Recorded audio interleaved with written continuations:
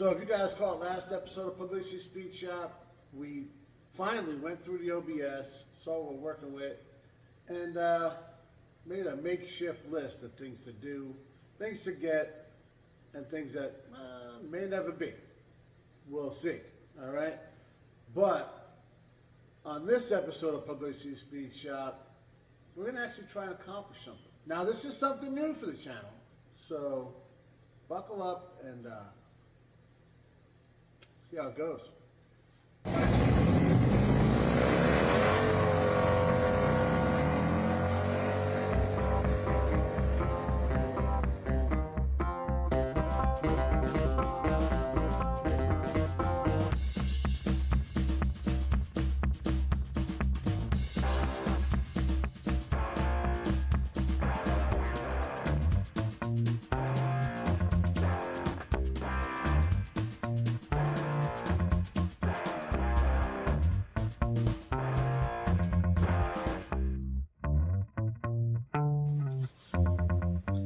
All right, I might have been breaking just, a little bit of balls, all right? Because we have accomplished quite a bit, but nobody cares what you did. It's what you're doing, So we got to get to work on this guy. That being said, you see we got a whole bunch of parts right here, and we got some stuff in other locations as well.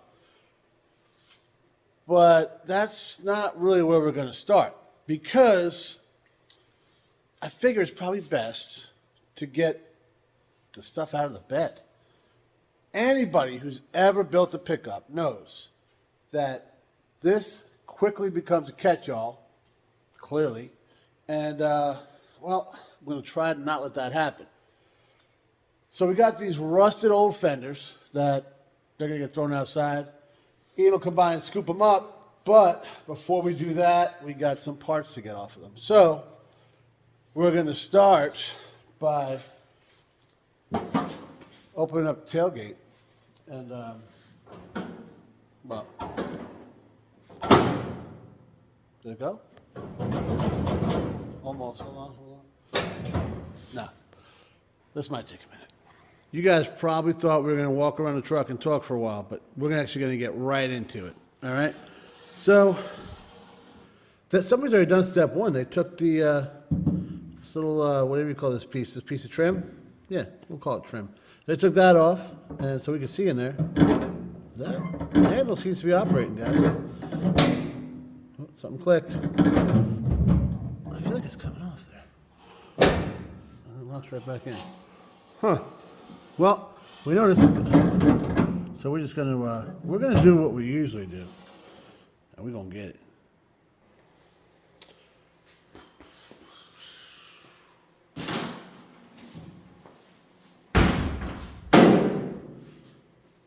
Guys, in cases like this, a little bit of finesse goes a long way. So, come on.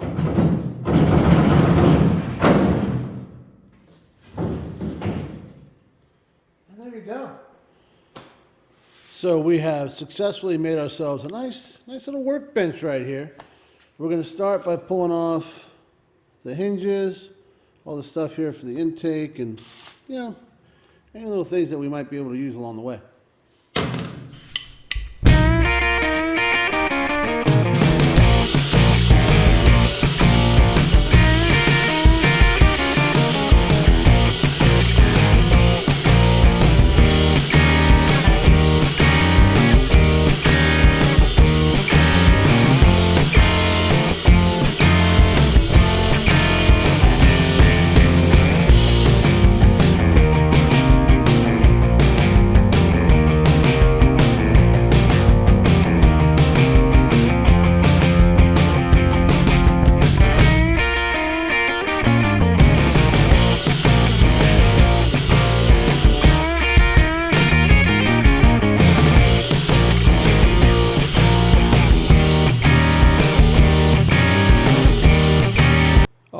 We've done a lot of cleaning up.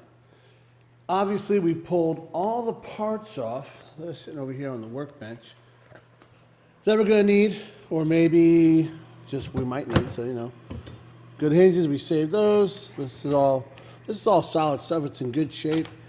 And we do not have that on here. At least I don't think so. Did it get transferred? It did, but it's all, see? Can you see that, guys? That's all tore up. So it's not even over here, huh? The fasteners are there, but nothing's left. So, along with some of these, you can see we're missing a couple little things here and there. Clearly, that whole thing over there. That's why we took it. Then we threw them outside, and little scrap man will take care of that. Then we lube the hell out of this. This is moving around real nice, like. It still don't want to open the best, but it closes really, really nice. Okay. Opening. That's another option. We'll get there. Hold on. We need 2 hands. I'm going to put you right there. Okay. We got it. Clearly, it's not where it needs to be. We're going to keep with the old Croyle and just exercising it. I think she'll be just fine. All right. Now that that's done, we ran the vacuum all in here. That's as good as that's going to come, and we're not worried about that. I already told you. We're going to give everything a good wipe down. But before we do that, and really, guys, this interior, there's not a whole lot to it. That's the best part about these things. We're going to see if we can save this guy. Give her a little acetone, maybe. Take all this off without destroying it. That's the key, is not destroying it. Clean these guys up, put these back in, and go from there. Just start putting it back together. That's the plan. So I have been camped out over here for the better part of 30 minutes, just whittling away. You can see the remnants of paint and whatnot. Trying to get this guy to look less like this and more like that. I think we're nailing it, guys. So, like I said, about 30 minutes, right? And it's coming out pretty good. Little acetone on rag. Getting real easy with this guy. Most of it's coming off with the rag. And yeah, you can see there's some remnants of like a green hue. We're going to go over everything. Super good.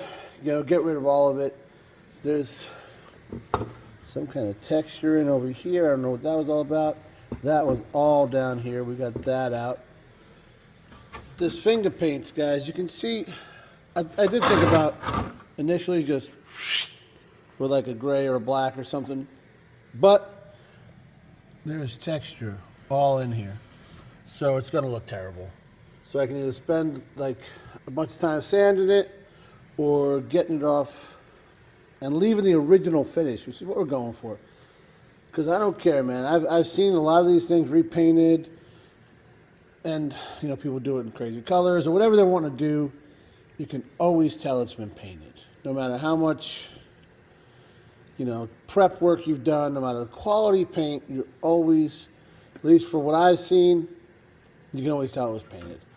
I'd rather it not look that way, so probably another 30 minutes or so, maybe 45. I think it's worth it. That being said, guys, we're going to spend that next 30 to 45 minutes cleaning that thing up tomorrow. Because creeping up on 8 o'clock, it's a Sunday night after a long weekend. I go to stupid work tomorrow. So I'm going to hang out at the house for a while. But we have gotten a whole bunch accomplished. It's amazing what happens when you just jump right into it, right? We got all the leaves cleaned. They were everywhere. And guys, you know how I feel about leaves. We got the interior cleaned up. We got all the parts we needed taken off of those fenders. And guys, it's actually kind of looking like a usable truck. I mean, ish. We'll get the rest of that stuff done so we can put the interior back together, see how, you know, the lights hooked up, see what works, what doesn't, all that kind of stuff. Basically, the kind of things we did on the Suburban, but they were hacked apart. And we spent a lot of time looking for stuff, which that shouldn't be a problem here. And we're going to start on a little magic box that we had on Suburban with all that stuff over there. That'll really help us out.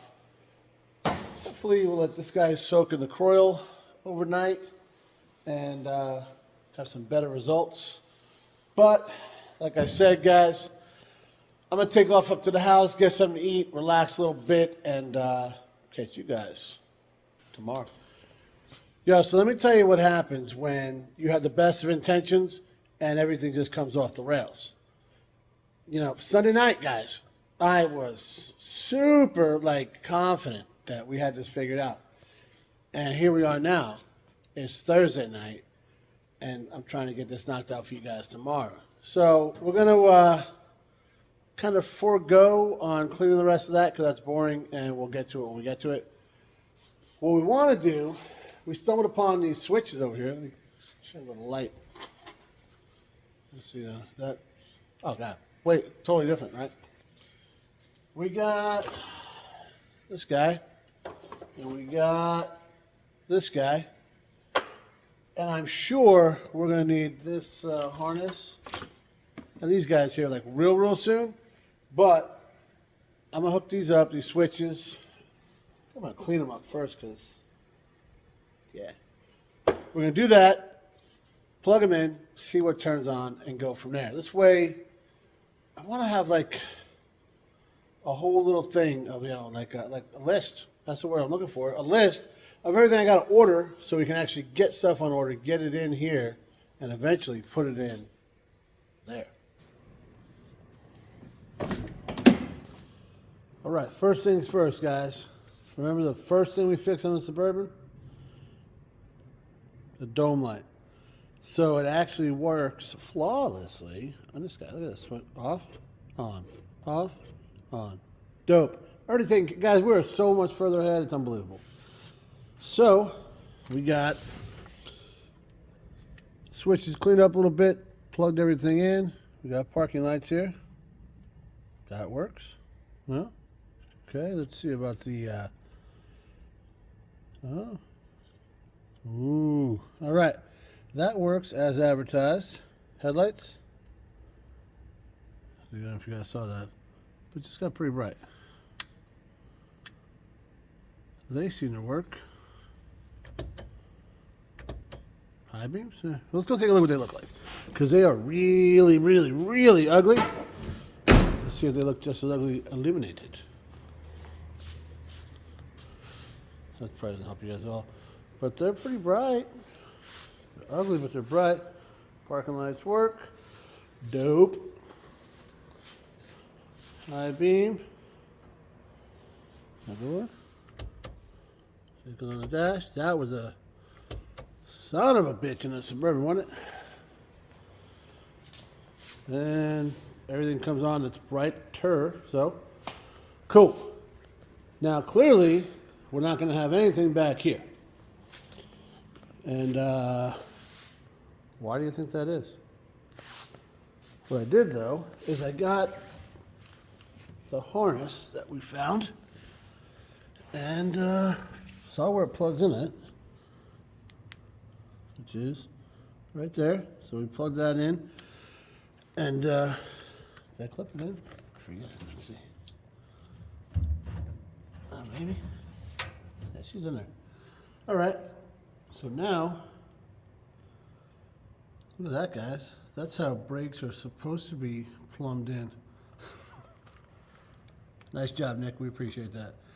That's part of the perks of buying a done OBS. That's just how that goes. All right, so tail light there, license plate lights, tail light there. Probably got to put a ground in here at some point, huh? This guy?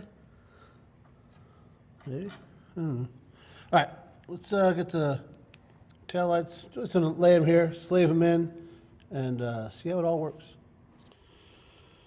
All right, so clearly this is exactly how GM intended you to check all this stuff. So we got them slaved in.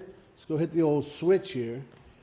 And we know what, before we do that, let's go ahead, turn on the parking lights. All right, so the dash lights come on there. And let's roll the old wheel here. See if it's dimmer and then brighter. And then right before it clicks, right? Sweet. So that all works as advertised. Let's see what we got going on back here now. Well, we got tail lights, so that's good. See about some turn signals. Oh, we got the fast guy going here. It's not doing anything on the dash, so that's probably not good.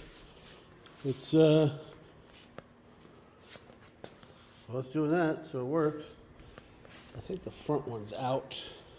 Maybe the dash bulb as well. And this is flashing up front here. That could be the wrong bulb or whatever, so we'll see what happens there.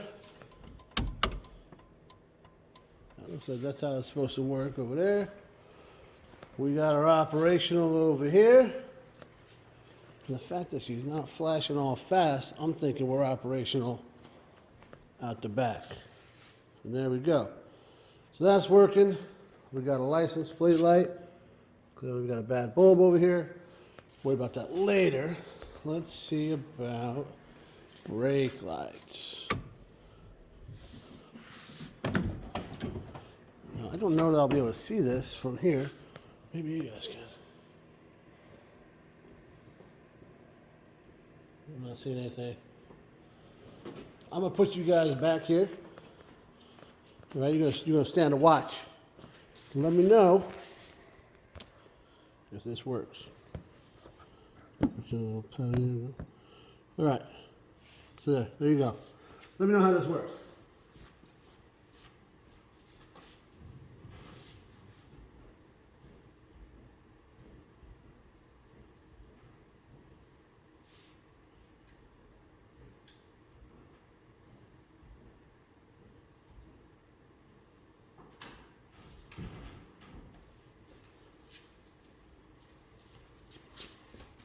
Did it work? I didn't even think about this, guys. We're checking everything else. Let's see. Yeah, that one works. Which tells me this guy probably works too. It's just probably a bad bulb, right? Don't go making mountains out of molehills. So let me shut this off before I forget, right? Let's go back to park. Shut her down. And now we ponder. You guys have probably realized, I've mentioned the Suburban a couple times. The reason I'm like kind of comparing the two is, well, the Suburban was our most recent project that we finished, so it's fresh in the brain. But more importantly, there's some similarities, right? When we got the Suburban, things were taken apart. We didn't take them apart. The guy before me, I don't think, took them apart either, so it was a project that was passed on. This kind of is. When Nick got it, it was a running, driving, complete truck, just had a ton of rust and was beat up and exhaust was missing, and, well, you get it, right? So what we're trying to do here is, well, first off, when Nick took it apart, he bagged and tagged everything. Things were cleaned up, neatly put aside. He also didn't just willy-nilly pull everything apart for no reason. And the things that he fixed right, because that's what he does. So what we're trying to do is get a baseline, right? Let's figure out what works, what doesn't, where we got to, spend a couple dollars, where we got to order some things, what we can fix without ordering, because we're trying to keep budget in mind. Much like Kevin keeps saying, right? He's building that square body, and he's like, what would Chaz do? What would Chaz do? Because he's trying to keep it in a budget. And since we kind of got a little, friendly rivalry going on there with the challenge, we're going to keep within a budget, too. We're going to do this as cheap as possible. Right now, Kevin's rolling his eyes, and he's thinking, that's how you do everything, Chaz. God, you drive me crazy. Sorry, buddy. You had to see that coming. Now, as much as I hate when people say these kind of things, we're going to kind of do this in phases. And I say that our first phase is we want to drive this thing. So we're going through the lights, all the legal stuff, make sure it's all legit, so we can go get tags and start driving this thing around. See how she's going to do. Then from there, we're going to go and start making it cool. I mean, it's already pretty cool, guys. It's a short bed, single cab OBS Chevy. So it was born cool. We're just going to kind of tweak her a little bit, right? So that's where we're at. We did a good bit of assessing. We didn't really do a whole lot of work, all right? We did some assessing. We got everything cleaned up out of there, got all the parts we needed off the rusty old stuff, figured out what works and what doesn't. Pretty much a lot of things are working except for those brake lights, guys. So that could be the brake light switch. That could be wiring, whatever. We'll see. You know, we'll test it out. But we're going to do that maybe on the next episode of Pugliese Speed Shop because, guys, like I said, kind of had a hell of a week. I'm freaking starving. And it's not all that warm down here. So all those things mixed together means I'm heading up.